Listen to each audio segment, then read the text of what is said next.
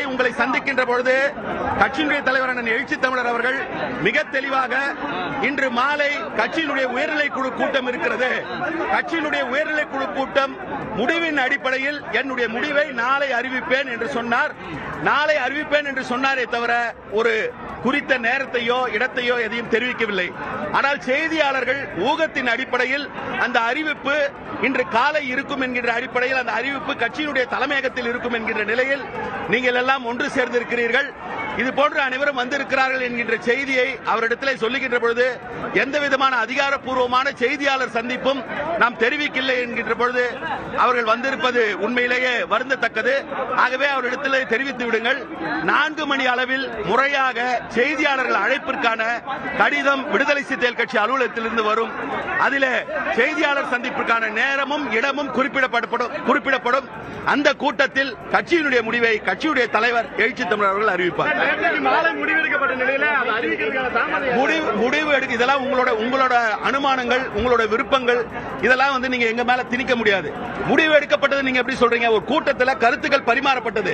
அந்த கருத்துக்கள் பரிமாறப்பட்டதற்கு பிறகு தலைவரிடத்திற்கு முடிவெடுக்கக்கூடிய உரிமையும் அதிகாரமும் ஒப்படைக்கப்பட்டிருக்கிறது. அந்த கருத்துக்களின் அடிப்படையில் முடிவு எடுக்க வேண்டும், அவ்வளவுதான். அது அவரோட கால். அது இதுல நீங்க பிரஷர் போடுறதுன்றது எந்த வகையிலும் நியாயமா இருக்க முடியாது. இது நீங்க எப்போதும் போல நீங்க என்னென்னலாம் விரும்புறீங்களோ அவங்க எழுதிக்கலாம். அது எங்களுடைய நிலை அல்ல. நீங்கள் எழுதுவது எங்களுடைய நிலை அல்ல. இதற்கெல்லாம் பதிலளிக்கக்கூடிய இடத்திலும் நான் இல்லை. அதற்கு பதிலளிப்பதும் பொருத்தமாக இருக்காது. அதுதான் இப்ப உங்களுக்கு தெளிவா சொன்ன. 4 மணிக்கு செய்தியாளர் சந்திப்பு குறித்த அறிவிப்பு வரும். இடமும் அதில் தெரிவிக்கப்படும். அந்த செய்தியாளர் சந்திப்பில் கட்சியினுடைய நிலைப்பாட்டை தலைவர் எழுச்சி தமிழர் அறிவிப்பார்.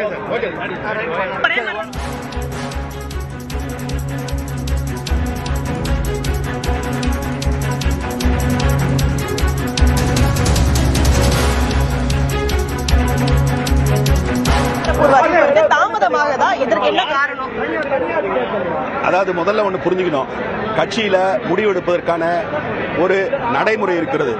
அந்த நடைமுறையின் அடிப்படையில் தான் நேற்றைக்கே கட்சியினுடைய தலைவர் இன்றைக்கு மாலை கட்சியினுடைய உயர்நிலை குழு கூட்டம் இருக்கும்னு சொன்னாரு. நேற்றைக்கு அது நடந்தது. கிட்டத்தட்ட 10 மணிக்கு மேல் வரை அந்த கூட்டம் நடைபெற்றது. அந்த கூட்டத்தில் கலந்து கொண்டவர்கள் கருத்துக்களை தெரிவித்திருக்கிறார்கள். கருத்துக்களை எல்லாம் தெரிவித்தால் கூட இறுதி முடிவை, கட்சியினுடைய முடிவை அறிவிக்கக்கூடிய அதிகாரத்தை, பொறுப்பை கட்சியினுடைய தலைவர் எழுச்சி தமிழருக்கு கொடுத்திருக்கிறார்கள். அதன் அடிப்படையில் அவர் முடிவெடுக்கிறார் என்ற நிலையில்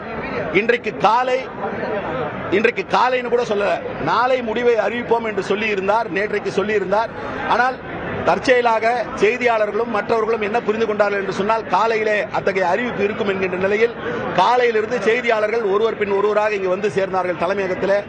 கூட்டம் கட்டுக்கடங்காமல் மிகப்பெரிய எண்ணிக்கையில் செய்தியாளர் வந்த பொழுது தலைவரை தொடர்பு கொண்டு கேட்ட பொழுது நாம் அவரிடம் எந்த விதமான அறிவிப்பும் செய்யவில்லை, எந்த விதமான செய்தியாளர் சந்திப்பிற்கான ஏற்பாடும் செய்யவில்லை. அப்படி அவர்கள் வந்திருந்தால் உங்கள் வருத்தத்தை தெரிவித்து 4 மணி அளவில் செய்தியாளர் சந்திப்பு குறித்த விவரத்தை, இடத்தை தெரிவிக்கிறோம். அந்த செய்தியாளர் சந்திப்பில் கட்சியினுடைய நிலைப்பாட்டை தலைவர் எழுச்சி தமிழர் அறிவிப்பார் என்கின்ற செய்தியை உங்களிடத்தில் சொல்லி இருக்கிறார். அந்த செய்தியை சொல்லியிருக்கிறார். முடிவெட்டப்படுவதில் தாமதம் ஏற்படுதா இல்ல இழுபறியா? இதுல ஒன்னும் தாமதம் இழுபறியெல்லாம் ஒண்ணுமே இல்ல. இது அவர் இதுல கருத்து சொன்னவங்க இருக்கக்கூடிய சூழல் இதையெல்லாம் சீர்தூக்கி பார்த்து எனக்கு ஒரு கருத்து இருக்கும், அது சரியோ தவறோ, இன்னொருவருக்கு மாற்று கருத்து இருக்கும். இது எல்லாத்தையும் சீர்தூக்கி பார்க்கக்கூடிய இடையில தான் கட்சியினுடைய தலைவர் இருக்கிறார்.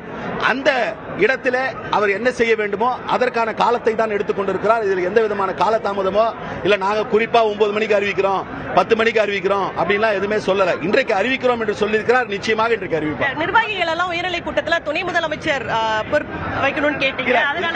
இது ஒரு இன்டர்னல் மீட்டிங். இதெல்லாம் உங்களோட ஊகம்.